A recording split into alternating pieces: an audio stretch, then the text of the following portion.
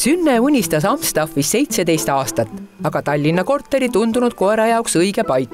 Kuid pärast maale kolimist ja kui tema sõbranna Amstaffil sündisid 3 aastat tagasi kutsikad, sai mõte teoks. Ta oli üleni valge, tal ei olnud väga seda pigmenti ka, ta oli kui pelmeen nägi välja. Nüüd aga mõjub Poger päris hirmutavana. Hoiab kodu ikka ja no eks ta on väike turvaelement ka ikkagi, kui see õues ringi käib, ega postkast on meil väljaspool väravat. Et ei ole vaja sisse tulla kellelgi. Vaata, ta näeb hästi lihaseline välja, aga kõige suurem lihas tema kehas on ta süda. Päriselt ka, ta on nii südamlik. Mullu oktoobris päästis ta kassipoja. Me pidimegi kuhugi ära sõitma. Samal hommikul pidimegi ära minema. Siis Haagis suvila all aukus. Kui ta augub ja midagi kuhugi trügib, siis on selge, et midagi toimub. Ta niisama ei augu, eks ole. Ja siis ma leidsingi, vaatasin, et väike kassipoeg. Kes kaalus 600 grammi ja mahtus talle kenasti suhu ära. Aga ta ei teinud selle kassiga midagi. Ja siis nüüd nad söövad koos ja magavad koos ja mis veel, ta on täiesti superteraapia koer lapsele. Et kui lapsel on selline, ütleme, laps vihastab näiteks ja tahab mind näpistama tulles, koer tuleb kenasti vahele ja laseb ennast nagu näpistada. Või vastupidi, kui Sünne hakkab koera kammima, tuleb Toris nii-öelda appi. Temale ei meeldi juuste kammimine, siis ta arvab, et koerale ka ei meeldi kammimine. Ja siis tulebki vahele, lükkab ära. Või siis turvab Poger Torist. Ma olen nii rahul, et ta nagu lükkab ta eemale mingis kohas, kus ta ei peaks olema ja selline liivakastis laps mängib, siis tema on kõrval kenasti, turvab, isegi mesilased ajab ära. Võitluskoeraks aretatud Amstaffi peetakse siiski isegi kõige agressiivsemaks koeratõuks maailmas ja tema pidamine on paljudes riikides keelatud. Eestiski tappis üks Amstaff 3 aasta eest Tallinnas oma pere 4-aastase tüdruku. Mul nagu väga mitmed inimesed, te võtate sellise koera ja ma mõtlesin nagu millise. Ma võtan endale sõbra, et koer ju kujunebki selle järgi, kuidas seda kasvatad.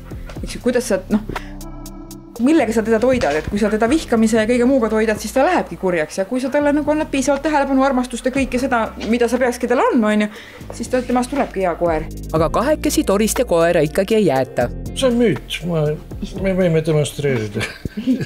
Tegelikult on see, et ükskõik mis koera ei tohiks jätta. Ütleme, kui laps ei oska käituda ja koer pole piisavalt harjunud lapsega, et on siis nagu tõstetud koer lapsest kõrgemale, juba väiksest peale, et siis on see oht ju isegi Chihuahua ammustab päris valusasti ja puudel ammustab väga kõvasti, olen ise kogenud. Aga päästetud Kiisu. Tema nimi on Kass, Hitler Hadolf, hüüdnimega, aga ta on emane, et tal on hästi palju nimesid. Sina mine ära, mine nüüd.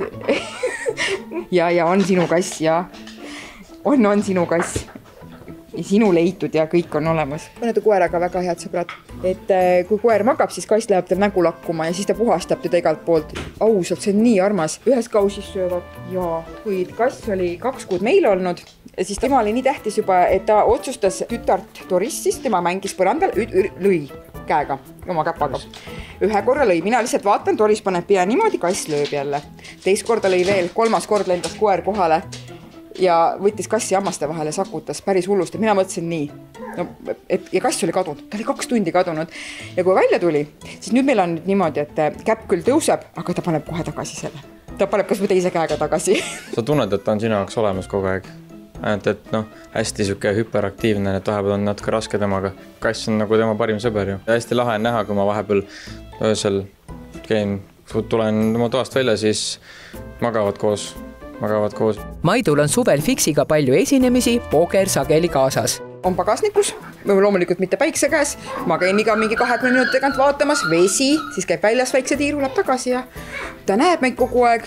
Rahva seas läheks ta liiga ülemeelikuks, aga autos on täitsa vait ja kuulab muusikat. Kuulamine on tal hea, ei tea, kui musikaalne. Sellest ajast peale, kui meil on kass majas, siis koer hoolitseb enda käppade eest meeletult, nagu kass lakub. Ta ei teinud seda varem, hügieeni eest hakkas noormees hoolitsema, on ju. Ja, aga kass ikkagi ta kogu tema näopiirkonna ja siis siit ja kui ta paneb käpad talle isegi suhu vahepeal ja hoiab tas kinni niimoodi. Mulle ta väga meeldib. Mulle üldse see tõug meeldib ja kõik temas meeldib.